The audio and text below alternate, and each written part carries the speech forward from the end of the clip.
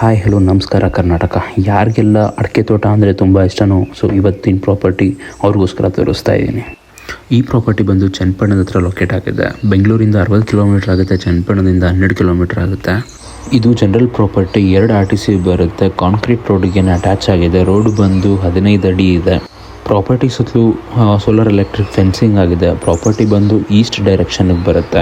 Total ಜಮೀನು ಬಂದು 1 ಎಕರೆ 30 ಗುಂಟೆ ಇದೆ. ಇದರಲ್ಲಿ 1 ಎಕರೆ ಪೂರ್ತಿ ಅಡಿಕೆ ಇದೆ.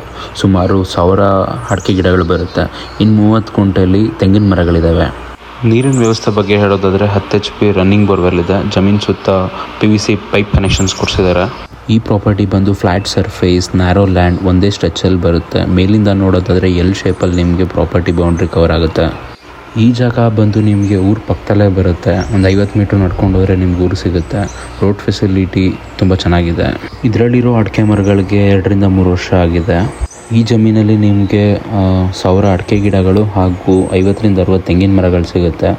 ಈ ಪ್ರಾಪರ್ಟಿ ಮೇಲೆ ಯಾವುದೇ ರೀತಿಯಾದ ಲಿಟಿಗೇಷನ್ಸ್ ಆಗಲಿ ತಕರಾರಾಗಲಿ ಇರೋದಿಲ್ಲ. ಡೆವಲಪ್ ಪ್ರಾಪರ್ಟಿ ಆಗಿರೋದ್ರಿಂದ ರೆಡಿ ಟು ಮೂವ್ ಆಗಿರುತ್ತೆ. ಸೊ ಪ್ರೈಸ್ ಬಗ್ಗೆ ಹೇಳೋದಾದರೆ ಕುಂಟೆಗೆ 3 ಲಕ್ಷ ಹೇಳ್ತಿದ್ದಾರೆ. ನೆಗೋಷಿಯಬಲ್ ಇದೆ. ನಿಮಗೇನಾದರೂ ಈ ಪ್ರಾಪರ್ಟಿ ಇಷ್ಟ ಆಗಿ ಹೆಚ್ಚಿನ ಡೀಟೇಲ್ಸ್ ಬೇಕು ಅಂತಂದರೆ ಕೊಟ್ಟಿರೋ ನಂಬರ್ಗೆ ಕಾಂಟ್ಯಾಕ್ಟ್ ಮಾಡಿ.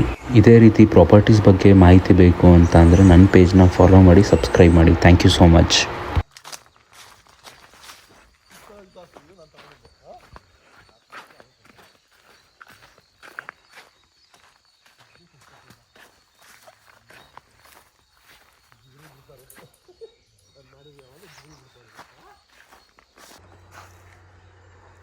ಹಂಗೆ ಕೈ ತೋರಿಸಿ ಯಾವ ಬಾರ್ಡ್ರು ಅಂತ.